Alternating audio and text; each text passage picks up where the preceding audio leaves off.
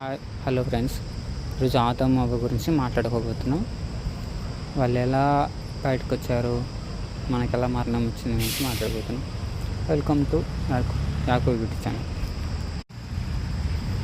ఎలా వచ్చారంటే ఫస్ట్ ఆదాముని తయారు చేస్తాడు. ఆదాముని తయారు చేసి ఇంకా కడిగి ఉంటుంది, అడవిలో వదిలేస్తాడు అనమాట. ఆదాం ఒంటరిగా తిరుగుతూనే ఉంటాడు. అన్నీ రెండు ఉంటాయి. అప్పటికే అన్నీ తయారు చేస్తాడు. అన్నీ రెండు ఉంటాయి. జింకలు 2 ఉంటాయి, సింహాలు 2 ఉంటాయి, అన్నీ రెండు ఉంటాయి. ఆడమగ అన్నాడు. ఆదాం ఒంటరిగా ఉండడం దేవుడు చూసి అవ్వని తయారు చేస్తాడు. అవ్వని తయారు చేసిన తర్వాత అవ్వ ఇద్దరు కలిసి తిరుగుతూనే ఉంటారు. ఒకసారి దేవుడు ప్రత్యక్షమే, దీంట్లోని ఏ చెట్లైనా పండ్లు తినండి, కానీ అల్లాడిన చెట్టు మాత్రం పండు తినకండి అని చెప్తారు. తిన తర్వాత ఆదాము అవ్వ తిరుగుతూనే ఉన్న తర్వాత ఆదాము కలిసిపోయి పక్కన కూర్చుంటాడు. అవ్వ తిరుగుతూనే ఉంటుంటే ఇంకా ఆ చెట్టు కాడికి పోదని చెట్టు కాడికి పోతారు. ఇంకా సర్పం పిలుస్తుంది అనమాట. పిలిచేసరికి ఆ పండు తింటుంది. అవ్వ తినిన తర్వాత ఆదాము కూడా తీసుకొస్తుంది. ఇక ఆదాము ఈ పండు తినండి, అది తిని గొంతులోకి పోయిన తర్వాత పిలుస్తాడు, ఆదామా అని దేవుడు పిలిచేసరికి అది గొంతులోనే అయిపోతుంది అనమాట. అట్లాంటిది. దాని తర్వాత దేవుడు దిగి వస్తాడు అనమాట. నేను తినొద్దన్న పండు తిన్నారు కదా. అప్పటికే వాళ్ళు పోయి చెట్ల కన్నా దాంకుతారు. వాళ్ళకి తెలుస్తుంది వాళ్ళు మనుషులేనని, వాళ్ళకి సిగ్గనే వాళ్ళు తెలుస్తుంది. నీకు సిగ్గనేది ఎవరు అసలు చెప్పారు, మీరు మనుషులని మీకు ఎవరు నిరూపించారు అని చెప్తారు. తర్వాత ఇంకా ఆదాముని పిలుస్తాడు. ఆదాము వస్తాడు. ఆదాము అవ్వ సర్పాన్ని కూడా పిలుస్తాడు. సర్పాన్ని కూడా పిలిచిన తర్వాత పిలిచేసరికి వస్తారు. పిలిచి ఎవరు ఆయన ఫస్ట్ అడగడు, ఎవరు తప్పు చేశారని, ఎవరు మిమ్మల్ని చేశారు, మీకు ఎట్లా తెలిసింది అన్నట్టు. అయ్యా ఆదాం అంటాడు, అయ్యా నేను కదా అవ్వ తీసుకొచ్చింది, నేను తిన్నాను అంటారు. దాని తర్వాత అవ్వ నడిచేస్తే అవ్వ నేను తినలేదయ్యా, అదొకరు సర్పం పిలిచిందయ్యా, నేను ఏదాన్ని తిన్నాను అట్లేదు. ఇంకా ఒకరి మన ఒకరు చెప్పుకుంటున్నారు కదా అని చెప్పేసి ఇంకా దేవుడు ఇంకా ఏమంటాడంటే ఆదాయం కొన్ని స్టార్ట్ చేస్తాడు. ఆదామా, నేను తినద్దన్న పండు నువ్వు తిన్నావు, అందుకని ఈ శిక్ష నీకు. నువ్వు ఇంకా బయటికి వెళ్ళి, ఇక్కడ ఉండడానికి నీకు వీలు, ఇంకా బయటికి వెళ్ళి నువ్వేం చేస్తుంటే చెమటోడ్చి కష్టపడి నువ్వు సంపాదన తీసుకొస్తావు అని అన్నాడు. ఇంక అప్పటి నుంచి వాళ్ళకి మరణం స్టార్ట్ అవుతుంది. తీసుకురావాలి, ఆ సంపాదన నువ్వు తినాలి, భార్య భర్తలకు పెట్టుకోవాలి. ఇక అవ్వ నీకు ఒకటి చెప్తాను, ఏంటంటే నువ్వు పిల్లని కనేటప్పుడు అతి కష్టంగా పిల్లోని కందుగాక అని ఆజ్ఞిస్తాడు, శాపిస్తాడు. ఇద్దరికి శాపిస్తాడు. చచ్చి బతుకుతూ కాక శాపిస్తాడు. శాపించిన తర్వాత ఇప్పుడు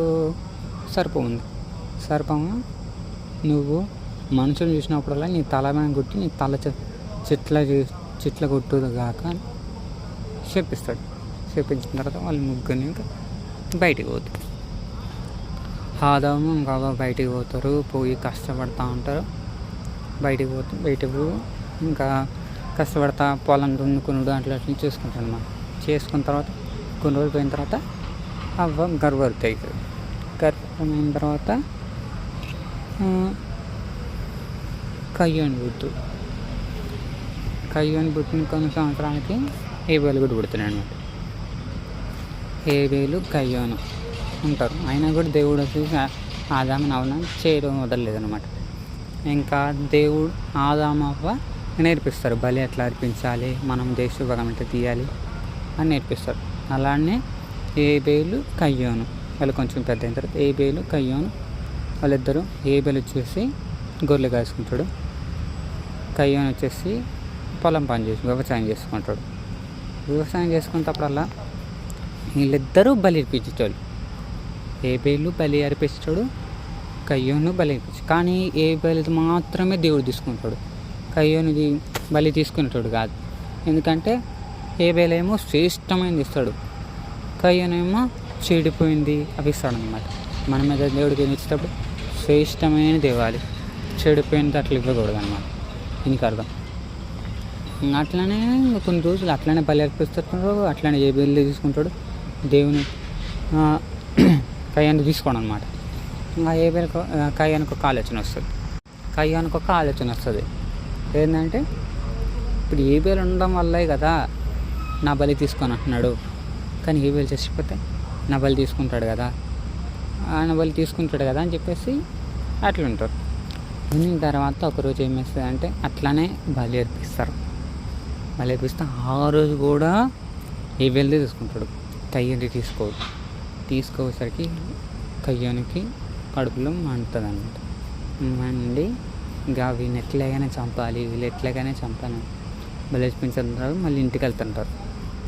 ఇంటికి వెళ్ళే దారిలో వీళ్ళని ఎలాగైనా చంపాలి అని చెప్పేసి అట్లనే పోతానే ఇంకా హేబేలు ముందుకు వెళ్తుంటాడు, కయ్యోను వెనక వస్తుంటాడు.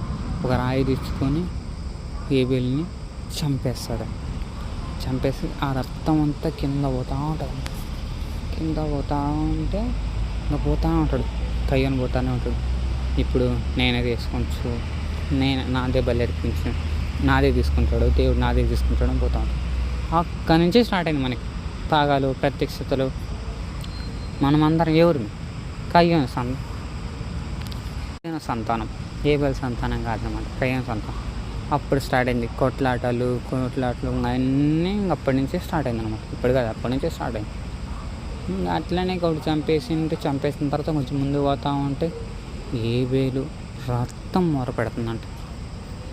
నన్ను చంపేశారు, నేను ఇట్లా చంపేసాను. హేబేలు రక్తం మొరపెడుతుంటే దేవుడు ఇది విని దేవుడి కయ్యోనుతో మాట్లాడతాడు. కయ్యోనా నువ్వు హేబేలుని ఎందుకు చంపేసినావు? హేబేలు రక్తం నాకు మొరపెడుతుంది ఇక్కడ, ఎందుకు చంపేసినావు నువ్వు అని అట్లా చంపేస్తాడనమాట. అట్లా ఆ స్టోరీ పోతాడు. చేయండి అని దీవిస్తాను అనమాట.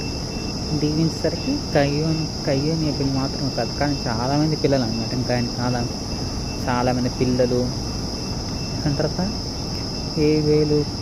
కయ్యోను హేబేలుని చంపి బయటికి వెళ్ళిన తర్వాత ఇంకా ఆదాము పిల్లలు అంటాడు కదా, ఆదాము సంతానం పెరుగుతుంది అనమాట. అప్పుడే స్టార్ట్ అయిపోతుంది, అందరు పెరుగుతారు, పిల్లలు పెద్దగా అవుతారు అనమాట.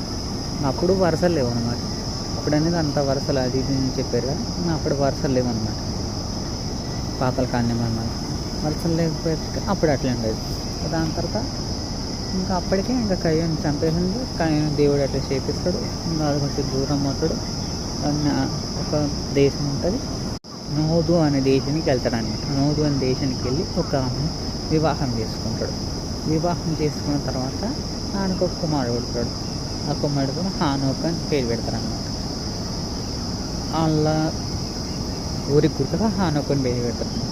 దాని తర్వాత హానోకుడు పెళ్లి చేసుకుంటాడు అన్నమాట. ఒక కుమారుడు ఉంటాడు. ఆ కుమారు సంతానంగా ఇంకా పెరుగుతుంటాడు అన్నమాట. దాని గురించి ఇంకా అప్పటి నుంచి స్టార్ట్ అవుతుంది. ఇంకా గోరెలు కాసేటోళ్ళు, మరి చెక్కలు చేసేటోళ్ళు, మంచాలు చేసేటోళ్ళు, ఈనమని తయారు చేసేటోళ్ళు, కట్టెలు తయారు చేసేటోళ్ళు అందరికీ వాళ్ళ నుంచి తయారవుతారు అన్నమాట. మళ్ళీ ఇప్పుడు ఆదాము మళ్ళీ కలుస్తారు అన్నమాట. కలిసేసరికి హేబేలుకి బదులుగా హేతు అని పేరు పెట్టి ఇంకా కుమారుని అంటాడు అన్నమాట. ఇది ఒక స్టోరీ అన్నమాట.